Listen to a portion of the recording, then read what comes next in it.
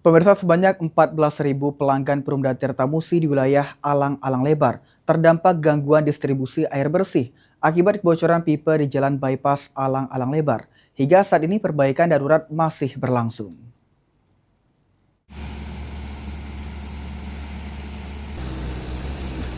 Kebocoran terjadi pada pipa PVC berdiameter 400 mm yang menjadi jalur distribusi air ke wilayah Alang-Alang Lebar.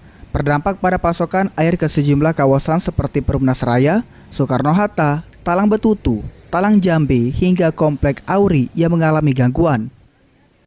Direktur Operasional Perumda Tirtamusi, Rahmat, mengatakan ada sekitar 14.000 pelanggan terdampak. Selanjutnya ditargetkan selesai dalam waktu sekitar 12 jam dan tidak lebih dari 1 kali 24 jam baru selesai perbaikan. Untuk wilayah ini kita masih ada bisa pengaliran itu melalui jalur lain atau melalui Talang Jambe yang dari depan, tapi sebagian memang tidak dapat kami bantu antisipasi dengan melalui jalur lain, dan kami mohon pelanggan dapat berhemat dalam waktu 1 kali 24 jam ke depan.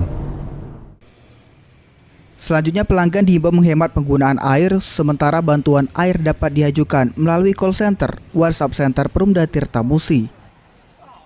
Muhammad Aidil, PAL TV.